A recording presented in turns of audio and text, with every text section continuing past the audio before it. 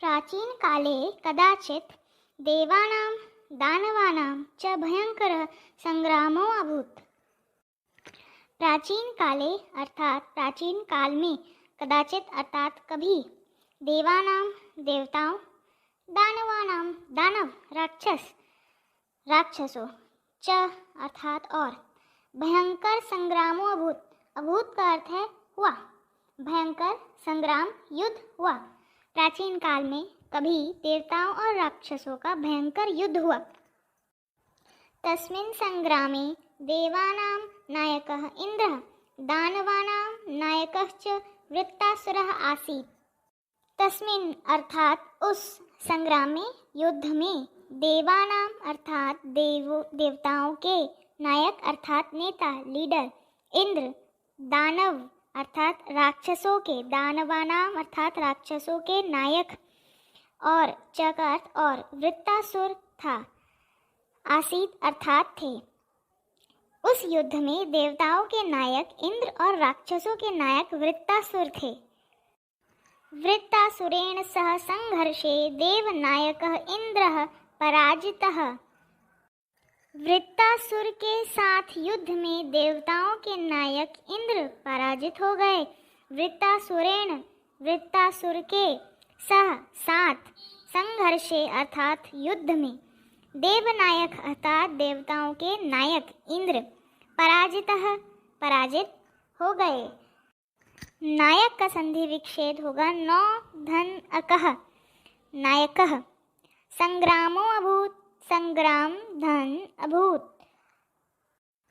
इंद्रस्यादेशेन पराजिताः देवाः देवरक्षकं भगवन्तं विष्णुम् उपगम्य स्वरक्षायै प्रार्थयन्। प्रार्थनां श्रुत्वा प्रसन्नो भगवान् विष्णुः अब्रवीत् यत् वरं ब्रुवत् देवाः अब्रुवन्। उपगम्य अर्थात पास जाकर, यह उपधन गमधम लय से बना हुआ है, उपगम्य। इंद्रस्य आदेशेन अर्थात इंद्र के आदेश से, पराजिताः देवाः पराजित हुए देवता, देवरक्षकम भगवंतम विष्णु देवताओं की रक्षा करने वाले भगवान विष्णु उपगम्य के पास गए। स्वरक्षयो प्रार्थयम अर्थात अपनी रक्षा के लिए प्रार्थना करने के लिए। प्रार्थनाम श्रुत्वा प्रार्थना को सुनकर, प्रसन्नो भगवान विष्णु प्रसन्न होकर भगवान विष्णु अब्रीवत बोले, यत् वरम ब्रुवत देवाः भगवान विष्णु बोले कि वरदान मांगो। यत् वरम ब्रुवत देवाः बोलो देवता क्या वर चाहिए तुम्हें। श्रुत्वा अर्थात सुनकर, यह श्रुधन कत्वा से बना हुआ है। देवाः अब्रुवन अर्थात देवता बोलते हैं, भगवन दानवानां नायको वृत्तासुरः देवराजस्य इंद्रस्य सकलां देवसेनां पराजयत। भगवान संबोधन करता हुआ वाक्य है। हे भगवान, देवता कह रहे हैं भगवान विष्णु देव से, हे भगवान दानवानाम अर्थात दानवों के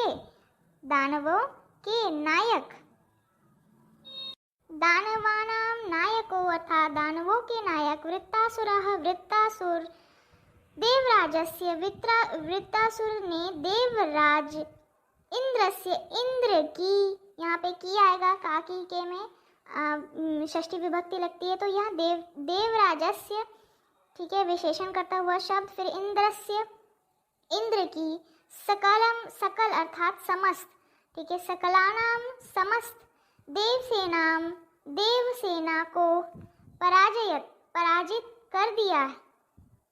सकलाम अर्थात समस्त सकल, सकलाम देवसेनाम पराजयत पूरी देवसेना को पराजित कर दिया है।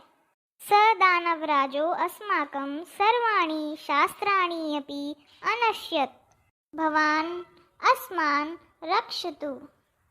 स दानवराजो अस्माकं अर्थात वह दानवों का राजा हमारी, वह राक्षसों का राजा हमारे, सर्वाणि शस्त्राणि सभी शस्त्रों को, यहाँ पर बहुवचन है।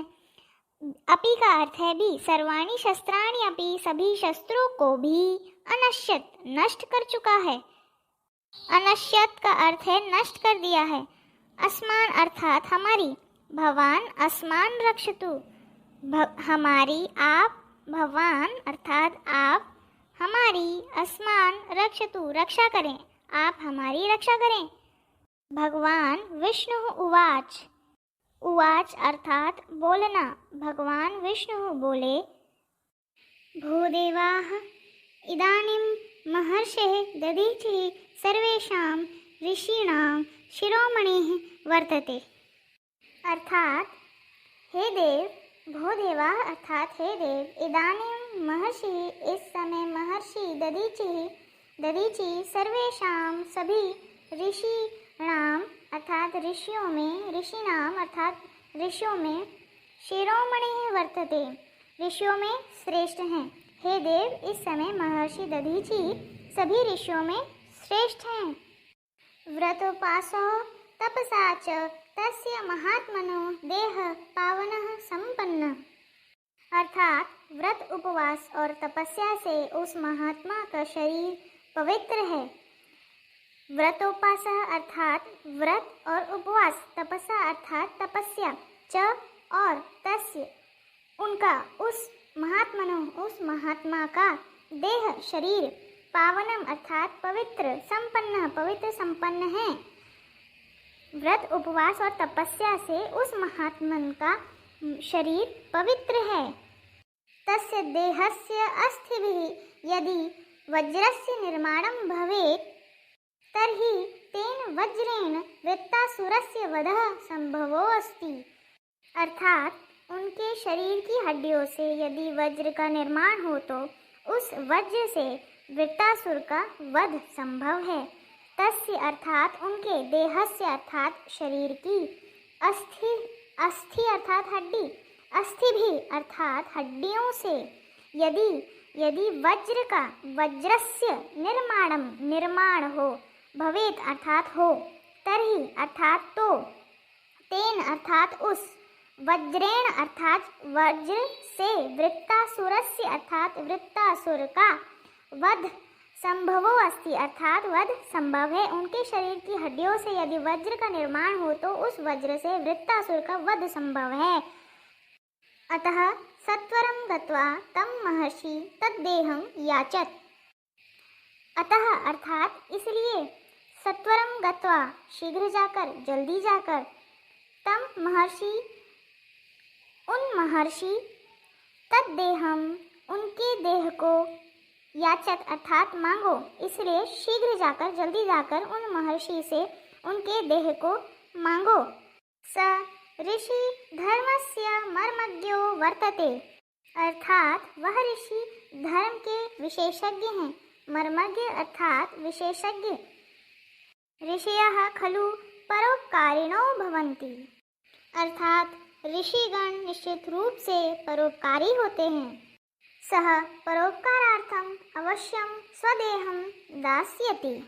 अर्थात वह परोपकार के लिए अवश्य अपना शरीर देंगे।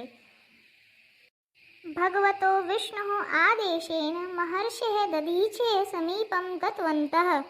अर्थात भगवान विष्णु के आदेश से देवता महर्षि दधीची के पास गए। तत्र गत्वा ते वृत्तासुरस्य अत्याचारं वर्णित्वा। अर्थात वहाँ जाकर वे वृत्तासुर के अत्याचार का वर्णन करके, तत्र अर्थात वहाँ, गत्वा अर्थात जा करके, ते अर्थात वे देवता, देवतागण को यहाँ ते बोल रहे हैं। वृत्तासुरस्य वृत्तासुर का अत्याचारम वर्णित्वा, अत्याचार के बारे में वर्णन करके, तद्वधाय महर्षिः देहम अयाचन। तद्वधाय, तद्धन वधाय, वध करना अर्थात मार डालना, उसके वध के लिए महर्षि से शरीर मांगा, शरीर को मांगा। उसके वध के लिए महर्षि से उनके देह को अयाचन अर्थात मांगा। पूरा अर्थ हुआ, वहाँ जाकर वे देवतागण वृत्तासुर के अत्याचार का वर्णन करके उसके वध के लिए महर्षि से उनके शरीर को मांगा। दधीचि उवाच भोदेवाः यो नरः शरीरं क्षणभङ्गुरं मत्वा अपि सनातनस्य धर्मस्य पालनं न करोति स सर्वदा निंदनीयो भवति। यो नरः अर्थात जो मनुष्य शरीरम क्षणभङ्गुरम शरीर को क्षणभङ्गुर मत्वा जानकर अपि अर्थात भी जो मनुष्य शरीर को क्षणभङ्गुर जानकर भी सनातनस्य धर्मस्य सनातन धर्म का षष्ठी विभक्ति पालनम न करोति पालन नहीं करता है स सर्वदा निंदनीयो भवति स वह सर्वदा हमेशा निंदनीयो निंदा करने योग्य होता है। जो मनुष्य शरीर को नाशवान यह जानकर भी सनातन धर्म का पालन नहीं करता वह हमेशा निंदनीय होता है। नदी वृक्षादयो जड़ पदार्था अपि तम स्वार्थिनं निंदन्ति अर्थात नदी वृक्ष आदि जड़ पदार्थ भी उस स्वार्थी की निंदा करते हैं। यह खलु प्राणिनां शोके शोकं हर्षे हर्षं च अनुभवति स एव प्रशंसनीयो भवति। यह खलु खलु अर्थात निश्चित रूप से यह खलु प्राणिनाम अर्थात निश्चित रूप से जो प्राणियों प्राणिनाम अर्थात यहाँ पे बहुवचन है। प्राणिनाम शोके शोकम अर्थात जो प्राणी निश्चित रूप से जो प्राणियों के शोक में शोक हर्षे हर्षम हर्ष में हर्ष च अनुभवती हर्ष में हर्ष का अनुभव करता है अर्थात दुख में जो प्राणी दूसरों के दुख में खुद को दुखी अनुभव करता है दूसरों के खुशी में उनके सुख में खुद को सुखी अनुभव करता है वही प्रशंसनीय होता है। निश्चित रूप से जो प्राणियों के शोक में शोक और हर्ष में हर्ष का अनुभव करता है वही प्रशंसनीय होता है। अतः देव कार्याय शरीरं मुज्यतो लेशतो अपि व्यथा न भविष्यति। अतः अर्थात इसलिए देव कार्याय देवताओं के कार्य के लिए देवताओं कार्य देव कार्य हेतु शरीरम मुज्यतो शरीर को छोड़ने से लेशतो अपि थोड़ा भी लेश मात्र भी बोलते ना लेश अर्थात थोड़ा भी व्यथा अथवा कष्ट न भविष्यति नहीं होगा इसीलिए देव कार्य हेतु शरीर को छोड़ने से थोड़ा भी कष्ट नहीं होगा।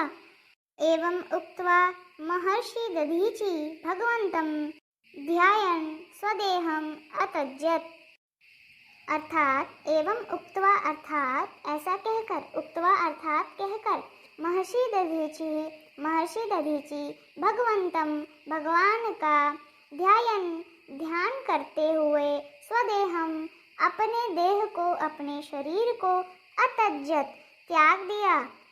ऐसा कहकर दधीचि महर्षि दधीचि भगवान का ध्यान करते हुए अपने शरीर को त्याग देते हैं उन्होंने त्याग दिया।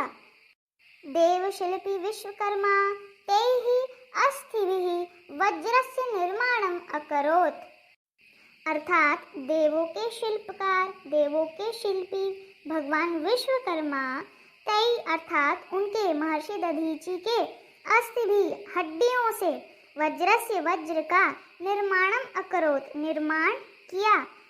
तेन वज्रेण देवराज इंद्रो वृत्तासुरस्य वधम चकार अर्थात उस हड्डियों द्वारा निर्माण की गई भगवान विश्वकर्मा के द्वारा निर्माण की गई हड्डियों से जो वो वज्र बना था उससे देवराज इंद्र ने वृत्तासुर का वध किया। तेन वज्रेण उस वज्र के द्वारा देवराज इंद्र ने वृत्तासुर का वधम चकार वध पूर्ण किया वध कर डाला।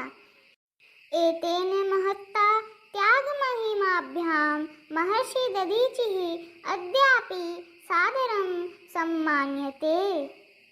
यशः शरीरेण च अद्यापि जीविति परोपकाराय सताम विभूतयः।